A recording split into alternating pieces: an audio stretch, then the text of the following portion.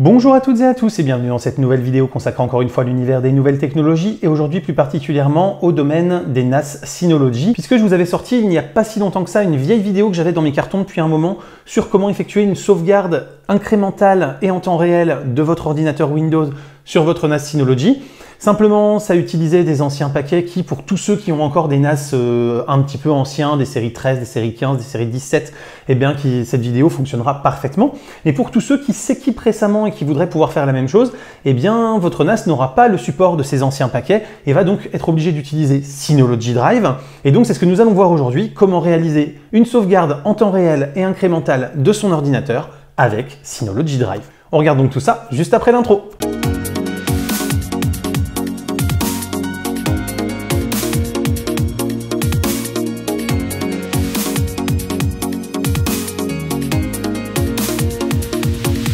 Donc déjà, il va falloir installer Synology Drive sur votre NAS. Pour cela, il va falloir vous rendre donc sur votre NAS, aller dans le centre de paquets. Vous pourrez retrouver dans tous les cas ici dans le menu, puis dans le centre de paquets.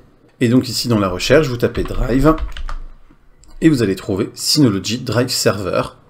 Et donc s'il n'est pas encore installé, ici à la place d'ouvrir, vous aurez installé, et donc vous pourrez lancer son installation. Une fois qu'il est installé, on va l'ouvrir, donc retourner de nouveau dans le menu principal pour avoir Synology Drive. Et donc une fois que Synology Drive est lancé, vous voyez en bas à droite, il vous propose de pouvoir obtenir les applications Synology Drive dès maintenant. Donc vous allez pouvoir simplement cliquer ici et installer Synology Drive pour votre PC ou votre mobile, en fonction de si vous êtes sur PC ou sur mobile. Donc ça c'est super facile, vous n'allez même pas avoir besoin de vous rendre sur le site de Synology pour télécharger l'application, vous allez pouvoir la télécharger comme cela très facilement. Une fois que vous l'avez téléchargée, vous allez donc devoir lancer l'installation, et vous allez pouvoir lancer Synology Drive Client. Ici, si vous le souhaitez, si ça n'a pas choisi la langue que vous avez choisie, ou vous voulez changer de langue après, vous pouvez rechanger la langue. Vous cliquez donc sur Démarrer maintenant. Vous pouvez faire donc synchroniser la tâche, donc ça c'est vraiment une tâche donc de synchronisation, c'est-à-dire que si vous faites une modification dans Synology Drive, elle sera répercutée sur les dossiers du PC, et inversement, ou alors une tâche de sauvegarde, ce qui va vous permettre donc, comme c'était le thème de cette vidéo aujourd'hui, de faire une sauvegarde de votre PC.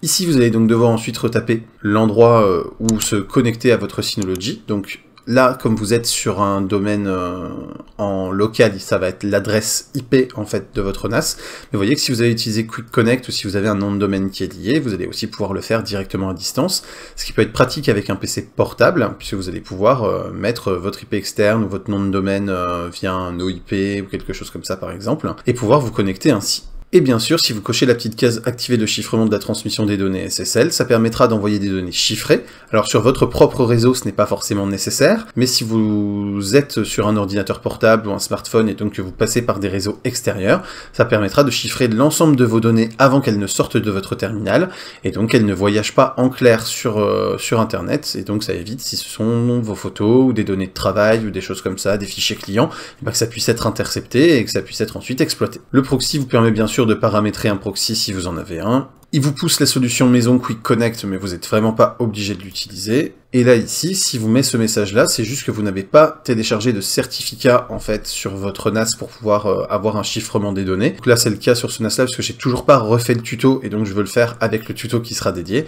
Mais de toute façon, la connexion sera quand même chiffrée, donc il n'y a pas de problème sur la qualité du chiffrement. C'est juste que, sans certificat, ça ne peut pas prouver que ça sera bien chiffré correctement. Et vous vous en fichez, vous faites procéder quand même. Ensuite, ici, vous allez choisir donc tout ce que vous voulez sauvegarder.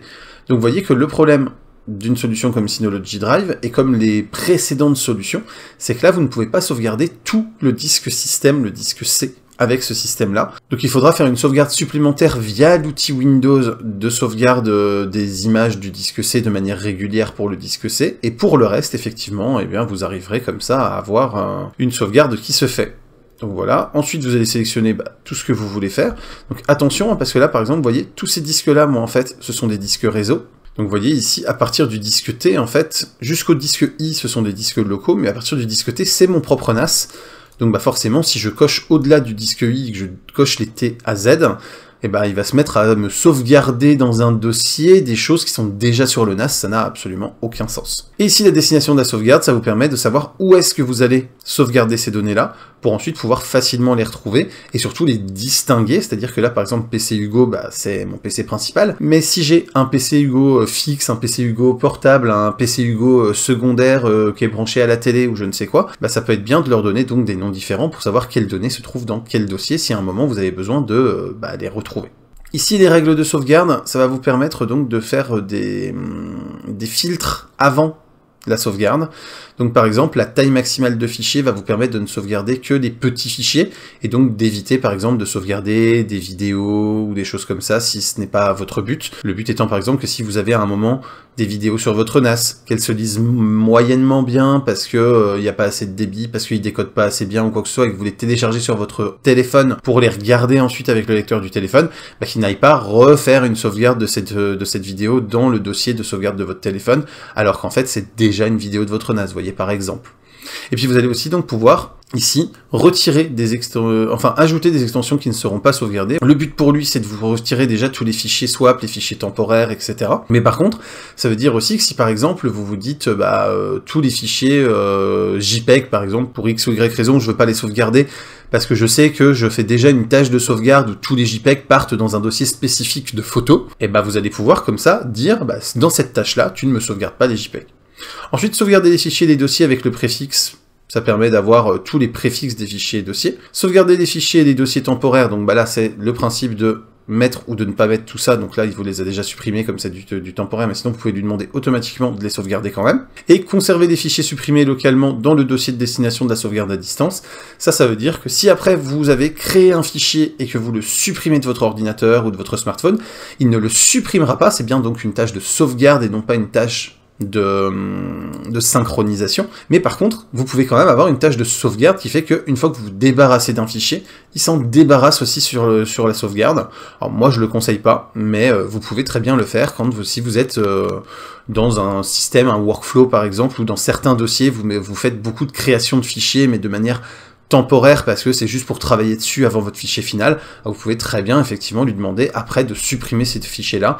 Moi j'aurais tendance à vous conseiller dans ce cas-là de créer un dossier spécifique où vous allez mettre vos données dites de travail et donc temporaires, d'exclure ce dossier-là de votre liste de sauvegarde et de ne garder que ce que vous souhaitez réellement sauvegarder et donc de laisser cette case cochée. Et là vous voyez, vous avez comment est-ce que vous voulez faire la sauvegarde? Est-ce que c'est une sauvegarde en continu? C'est-à-dire que dès que vous avez un changement de fichier, ça fait la sauvegarde.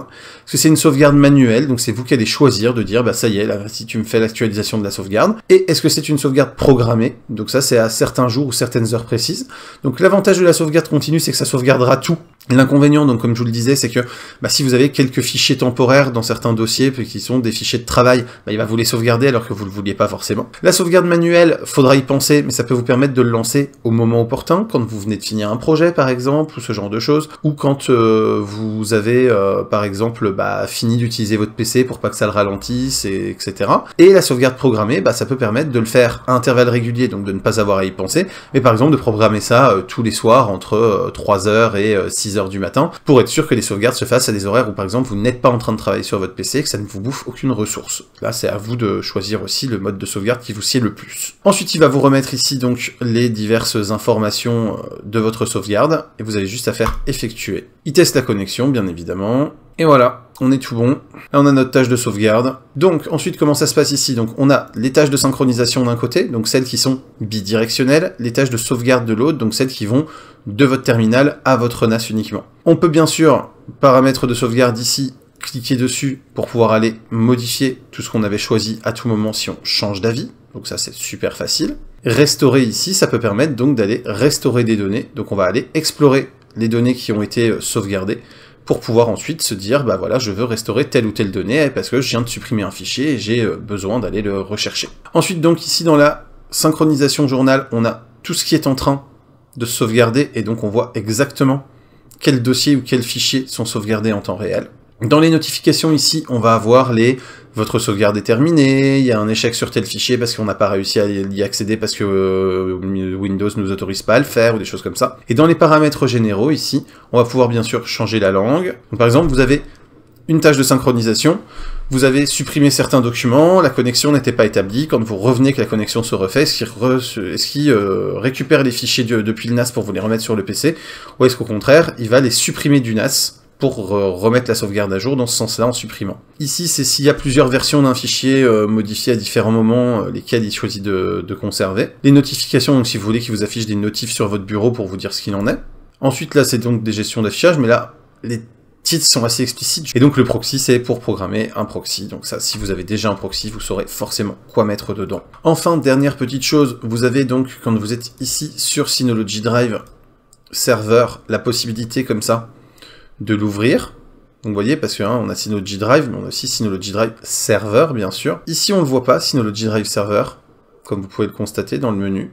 Mais par contre, ici, on peut l'ouvrir, après l'avoir installé, pour aller le paramétrer. Donc ici, bien sûr, on a le nombre de clients et le nombre de comptes, ce qui va vous permettre comme ça de voir combien de devices vous avez de connectés, et donc le volume utilisé, donc combien de données sont sauvegardées. En sachant que vous voyez, là je viens à peine de commencer la sauvegarde que je vous montrais juste avant, et pourtant le volume utilisé est déjà de 3,3 Tera, parce qu'en fait il se réserve automatiquement en fonction des volumes de tout ce que vous avez coché l'espace, et il vous le dit immédiatement, donc comme ça vous savez exactement ce qui est déjà pris ou pas. Ensuite dans la liste des clients, donc ici vous avez les différents clients. Vous avez possibilité bien sûr de les délier si vous le souhaitez, ce qui peut vous permettre ici, si vous voyez des clients qui n'ont plus lieu d'être, parce que par exemple c'est un ancien device qui est cassé, vous avez déjà récupéré ses données ou quoi que ce soit, vous allez pouvoir le retirer. Dans le journal, vous allez donc voir ce que chaque client fait et ce qu'il sauvegarde. Dans les dossiers de l'équipe ici, vous allez pouvoir voir en fait ici qu'est-ce qui est stocké en fait, donc dans quoi est-ce que c'est stocké, donc là c'est forcément dans mes fichiers, et surtout le nombre de versions que vous avez demandé. Donc vous voyez là, si vous cliquez ici, que vous faites versionnage, vous allez pouvoir choisir le nombre de versions que vous voulez stocker, et donc ce nombre de versions, c'est le nombre d'exemplaires de chaque fichier que vous allez garder. Donc là, moi je vais en garder que 1. Et donc ça c'est très pratique si vous voulez garder plusieurs versions d'un fichier, c'est-à-dire que à chaque fois que vous allez le modifier et qu'il va être enregistré sur votre machine, il va être stocké, et s'il est modifié 5 fois par exemple et que vous avez choisi 5 versions différentes, vous pourrez remonter dans le temps et retrouver la version précédente si vous avez fait une modification que vous auriez préféré ne pas faire. Ensuite l'intelliversionning, ça je le conseille pas, c'est lui qui va voir en fonction de ce qui est modifié, ce qu'il garde ou ce qu'il garde pas dans les versions. Moi je préfère que ce soit à partir de la version la plus ancienne et que ce soit les 5 dernières. Et ensuite dans les paramètres ici, ça peut permettre comme ça d'aller sauvegarder les données de votre NAS directement, si c'est des choses que vous allez avoir qui vont venir sur votre NAS dans Synology Drive, et donc après de pouvoir ensuite avoir des synchronisations qui se fassent pour les retrouver dans Synology Drive et dans les applications Synology Drive pour aller les chercher sans être obligé de vous connecter à DiskStation Manager ou ce genre de choses. Et donc voilà comment réaliser sa sauvegarde incrémentale et en temps réel depuis son ordinateur Windows vers son NAS Synology. J'espère que cette vidéo vous a plu, qu'elle vous a appris des choses, qu'elle était suffisamment claire. Si c'est le cas, n'hésitez pas à la commenter, à la liker, à vous abonner et à partager. C'est le fameux clap, c'est ce qui aide le plus la chaîne. Si vous voulez aussi soutenir la chaîne financièrement, vous avez le Tipeee et le Utip qui sont là pour ça, donc n'hésitez pas. Et quant à moi, je vous dis à très bientôt pour plein de prochaines vidéos. Photos, techno, informatique et jeux vidéo qui font le contenu de la chaîne au quotidien. Il y aura bien sûr encore du Synology. Et d'ici là, continuez de rester curieux et de regarder des vidéos sur YouTube. Salut à tous, bye bye.